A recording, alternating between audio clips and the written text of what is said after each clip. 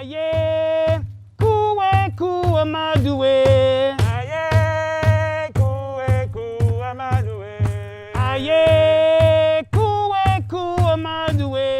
Aye, kuwe amadue. How you doing today, sir? Fine, Brother Spencer. Everything's good, man. Good, good. Yeah. Well, I just want to say thank you and welcome to our Oral History Project with the Brotherhood of Elders Network. Okay. Very pleased to have you and get to speak with you today. And Sir. we just want to really get down and break down, some of your history and some of the wisdom and things you've learned over the years and those experiences. So Yes, sir. It's going to be the focus for today. Okay. It's all good, man. Yep. So to start, could I first have you state your name, please? Yeah, my name is Ron Shaw. Ron Shaw. Yes, sir. Excellent. Just given your experiences so far, what would be some advice you would give to your younger self? Save your money, man. Save your money. Don't blow it. I didn't have any kind of financial education during that particular time. So as I look back now, that would be the biggest thing, save your money. Okay. Just because I'm catching up now as an old man. Mm-hmm. But just looking back, there was no financial literacy or anything at that particular point. It was like, make your money, pay your bills, buy what you want to buy, but not looking forward to the future or having a stash, a big enough stash, But that would be the biggest thing I would tell my younger self. Yeah. Okay.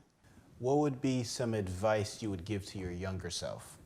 I was thinking about that over breakfast this morning, and I think the best advice I could give to my younger self is be willing to read and study more. Because my younger self, I didn't go back to school till I was 25. I did not want to study.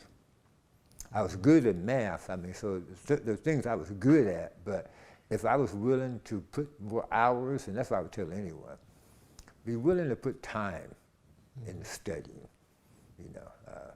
read at least a book a month. That's not asking too much. So that's what I would tell my younger self. That and learn to take better risks, more qualified risks, and be patient. So those. Okay. Yeah, that seems like all those things would come in handy. Yes. And having a family that has such a strong political and religious background, as you're saying, it echoed a lot of your experience. What are some of the lessons that you remember that really stand out to you that you got based off of, this upbringing? That you should not think that you can make change by yourself. That it is about relationships. And it's about relationships in the context of finding and being with like-minded folks and expanding the conversation and relationship to demand change and to act on your interests. And that's basically what the basic lesson, that you can get a lot done through cooperation and trust. And I believe that to this day. In fact, the Brotherhood is an extension for me of what I learned. We're getting ready to wrap up, but my last question is around sharing wisdom with the next generation. I think before we started recording, I was mentioning Sankofa and just the idea of just giving back and having that. So what would you say would be some wisdom or something that you'd like to share with younger generation that maybe you haven't gotten a chance to share before? Yeah.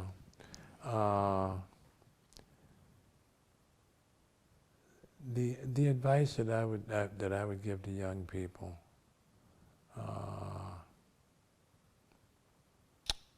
it's not something that was told to me, but I sort of came to it on my own, and by observing and paying attention, and that is even at your earliest age, mid-teenager. You need to develop a skill or a craft that you can walk out your front door with and make some money. Okay? For me, it was house painting. And young people can still learn that skill. That skill is needed, and you can earn money with it. You can even start your own business with it. We don't have a lot of cultural history in terms of like, starting businesses like, say, like maybe, Asian grocers or Middle Eastern grocers or something like that. We don't have a lot of that, but there's no reason why we can't have it. I'm doing that with my grandkids. I am hiring them to do a painting project with me at my house.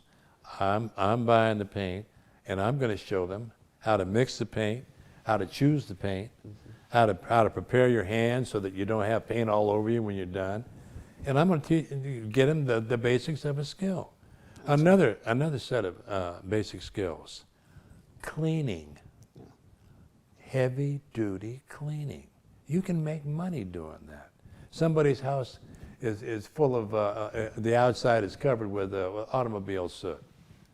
$100 to power wash that house, and it'd take you about an hour and a half or two, I mean, there are ways to become economically viable, and that's something that I have a lot of concern about. Kids with no money in their pocket is not a good thing, and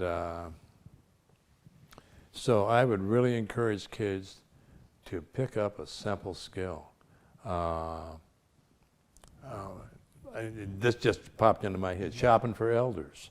Most elders don't have the money to pay for somebody to shop for them, and some of these stores will deliver stuff for you. But I don't know, just think of things that need to be done, and just look at your neighborhood. Somebody owns all those houses, and if they're in bad shape, try to hustle them for a little work. It could be yard work. It could be a paint job. It could be, who knows. But learn a skill of some kind, and think about, if I was going to be a professional, what kind of a professional would I be? Start thinking about it. Start dreaming about it now. A trade, a skill, a profession, one of each. And one of them might become, a real winner for you. That trade or skill might become a business. It could happen. Yeah. So that's my big concern for young people. I want them to be economically viable and at least somewhat independent. And the sooner they can establish that, in whatever way they do, the better off they're going to feel. Yeah. Sound advice. Thank you. Mr. Mercy, thank you so much for Thank you sharing for your having time me. with us and Yeah. getting to hear your story and, Yeah. and things that have moved you. We really appreciate you taking the time. Yeah. Thank you. Okay. All right, Appreciate great. it. Well, I guess what attracted you to health and wellness? Was it like a personal journey for you that kind of brought you into it more, and just saying like we need to focus on this because maybe family has been suffering from diabetes, cancer, those type of things that push you in that direction, or were you just kind of naturally already interested in? Well, I was, stopped alcohol and red meat and a whole bunch on a personal basis years ago. But I also saw the impact that not being aware of what your diet is. And man, I've lost brothers, man, partners that I grew up with before they got 40 years old, man, to diabetes and high blood pressure and a whole bunch of stuff, man, because of what they weren't taking care of themselves. So, once I started my personal journey, man, my thing was, okay, you are what you eat, man. Going back to the Honorable Elijah Muhammad in his book and stuff, man. And you can't be doing all them Slurpees and, fast foods and stuff, man. You got to be able to balance that out. So prior to the official, I would say, convening of the health and wellness, we sat down for a minute and just talked about what we wanted to achieve during that particular time. Giving out the information on the importance of a proper diet and rest and exercise and things of that nature. So it was a personal thing that turned into a committee thing, but also that's one of the biggest things that's harming our community as well, man. Our diets, man, and these food deserts, and It's more McDonald's and Church's Chicken and 7-Elevens, man, than it is some fresh greens and, you know, a salad and stuff, man. Yeah. So that's another thing in terms of the health and wellness for me on a personal basis, and also sharing with our young people too, man. I work in the school district as well in West Contra Costa County. And my office is in between the 7-Eleven and one of the local middle schools. So I get a chance to see the kids going to school in the morning, man. Hot Cheetos, 32-ounce Super Gulp. And that's their breakfast, man. You say salad to them, they want to jump on you, or a fresh apple or something, man. But they weren't aware of the repercussions of that consistent diet. And also, and I know on a personal basis, man, that sugar wears off at 11. So from 11:45, they wilding out. They get sent out to class. They get expelled. They miss X number of days, come back, they're behind 2 weeks, don't want to catch up. So that's a cold cycle, man. Yeah. Based on, you know, what you have for breakfast. Yeah. And how you process that stuff, man. So, you know, I've been a big proponent of us eating right and being mindful of it, because you see the results of not doing it, man. Yeah. How can you be in the 8th grade and have type 2 diabetes, man? Not even 15 years old yet, man. Or overweight. Yeah. You know, so that health and wellness thing is a real big piece for me, because it's a detriment to our community, man. All this fast food stuff and not having something fresh and just the whole thing, man. So it's a personal, and it's also a community goal for me to get us to start eating a little bit better, man. Because we done past put McDonald's, they trillionaires now because of us, you know, literally. Yeah, that's good. And I guess the other part of that health and wellness side is, when you briefly mentioned this, is talking about just kind of spiritual aspect of that too, and whether that's just dealing with energy or just dealing, you know, from a more religious perspective. Where do you say, I guess, you, fit in that realm? I think it's real important, man, because again, you are what you eat, man, which dictates how you think, how you act, and how your spirit is, man. So no, it's real important, man. But if you got a diet that's based on serenity and progress, that's how you're gonna go, man. But if you got a diet that's based on fast food, sugar and salt, and additives, you're gonna be the result of that, man. You know, literally. And we see the results of it, man. Yeah. You know, we see the results. So everything is connected, man. Everything is connected. It's nothing that this doesn't impact this. So that's my attitude as far as that part is concerned, man. Yeah, it encompasses everything, man. I know, totally. Just given that, what would you say to your younger self, just based off of some of the experiences you've had this far? What would you tell your younger self? If I were my younger self, share what you know. Don't stand alone. Find like-minded folks. Glue yourselves together and spread the word for action and impact. I get it. That's glad you got it down almost like bullet points right there. It's perfect. Know exactly what's to go from there. No, I like that. And we're getting ready to wrap up. But my last question is around advice and advice you give to, you've coached, you have kids, you have grandkids now, as you mentioned too. What is some advice you would like to leave the next generation? Learn your history. Love yourself. And take care of your people. Okay, that's 3 right there. Yeah, those are 3 things that I think can be very, very impactful, man. And again, those are things that were given to me, man. You know, I did a thing one time, man, called, in talking with some young people, it was called the 3 E's.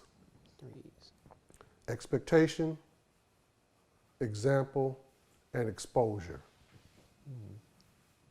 Okay? You expect to be the best you can. You set a good example for that expectation, and then you expose our children to how powerful they are.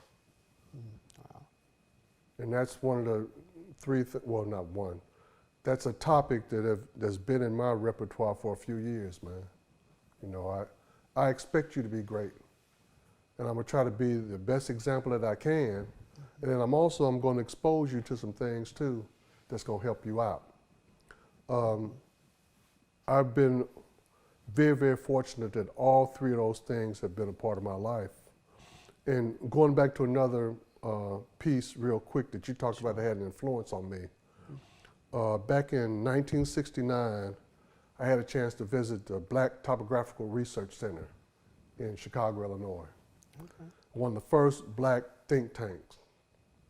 As soon as you walked in, man, Africa, excellence, what our people have responded to and how resilient it was.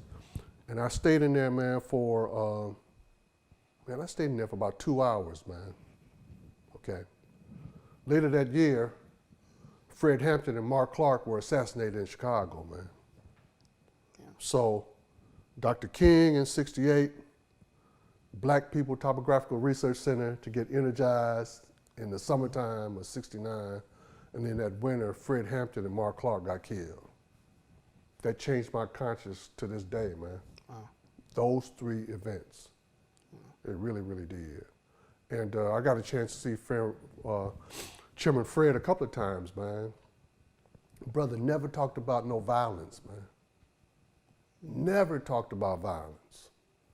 But unfortunately, you know, you see how it turned out, but Chicago police had him, he was on their radar for maybe since he was in high school, man. Mm-hmm. But after he got assassinated and I found out exactly what jumped off, that turned me on a whole nother realm, man. It really did. I don't know if you're familiar with the story all the way, but you know, they went in and there was a snitch, right, and he gave him the floor plan, and they went directly in and killed him in his bed, and Mark Clark in another room. But the audacity of the Chicago police, when they did an independent review, they showed 100 shots coming in and 1 coming out. And they said that Chairman Fred and the rest of the people instigated it. Yeah. So that took me on another level, man. Yeah. You know, in terms of what this system could do and what it will do, you know, in order to try to mess us up, man. So I said, nah, man, I got to fight this some kind of way. And I was still recovering from Dr. King getting assassinated, man. That tripped me out. Yeah. But after Chairman Fred and Clark got killed, man, I was like, nah, man, I got to be about this, man. Because it makes no sense for people that are trying to do right to be eliminated because you don't agree with them and stuff, you know. So that's been another one of my quests since then, man, to try to do the best I can to make sure everything's cool for us, you know. Yeah, very true.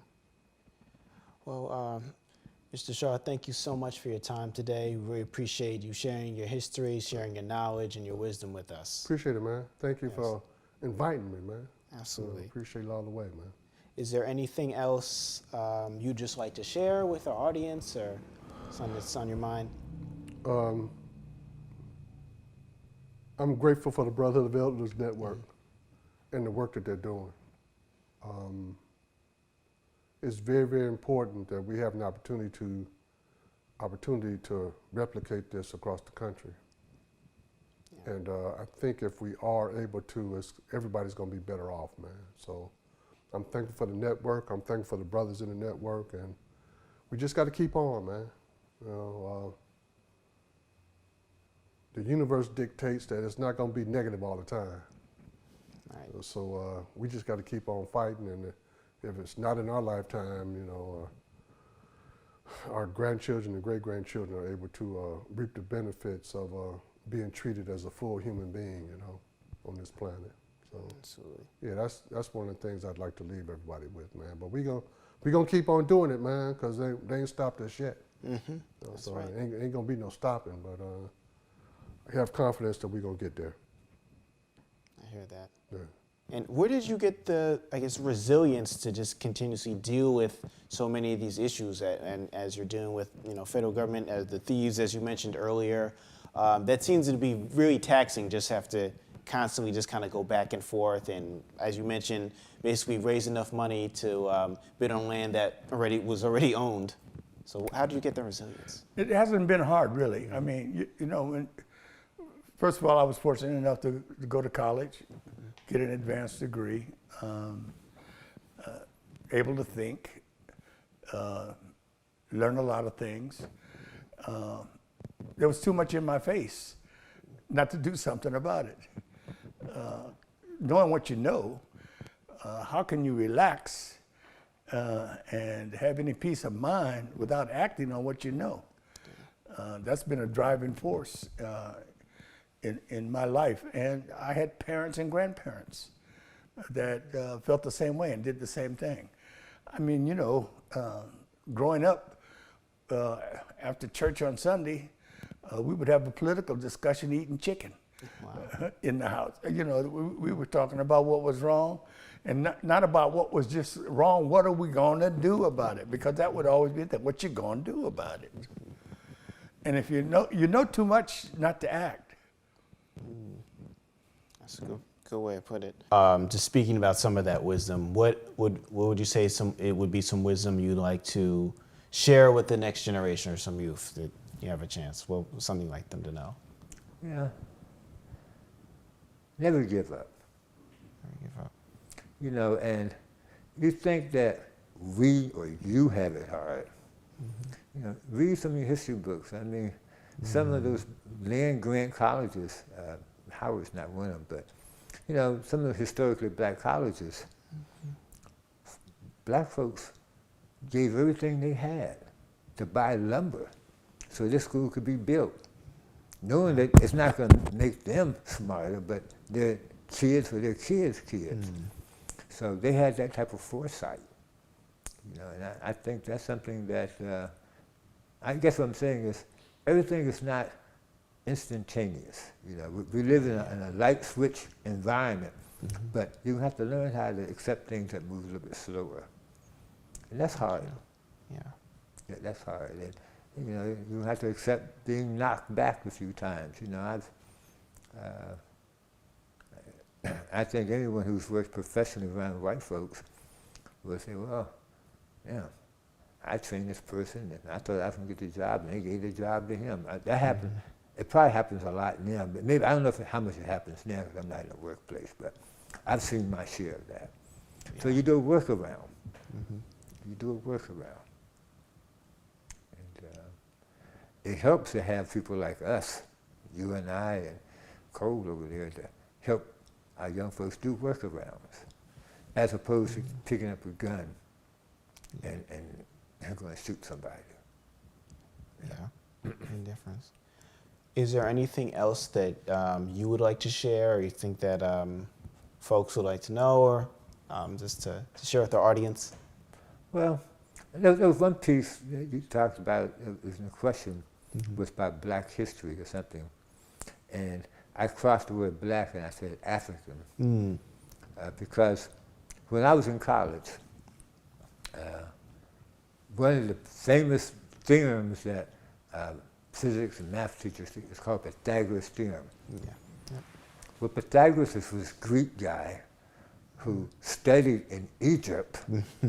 And like all the other Greeks, they studied in Egypt and they learned this information, but white folks in America and Western culture are very good at starting history with Greece. Well, history didn't start with Greece. Right. And only through reading a lot will you understand that the folks prior to Greece were the masters. Yeah. And just think about, I'm not a mason. Masons are bricklayers, but that's where it comes from. The Masonics. White people, they have co-opted that and they make it theirs, but they weren't the inventors of this stuff. And so, and that's one of the things that they use, Western culture use against us, they say that, well, you guys never did anything. Well, that's not true. Right. But if you only read their history books, you might believe that. So my thing is, educate yourself. Yeah. And there's a lot of books. There's a lot of material out there. And notice I say books. That means you have to read. That's right. You have to read, and unfortunately, a lot of folks don't want to read. But, you know, so that's my, I believe that we should read. And, you know, when I moved to the Bay Area, this was back during the, people had, they call it study groups. People studied together. Yeah. That was a pretty common occurrence in the Bay Area then. You know, people would come to, they would have studies now, depending on what you were studying, but that was something that we did. And, you know, it can happen again. I hear that. Well, Barbara Green, thank you so much for your time today. We really appreciate you coming out and sharing your truths and your history with us. Well, thank you. I really enjoyed the opportunity. Absolutely. It's good to be the first, so I'm the benchmark. Yes.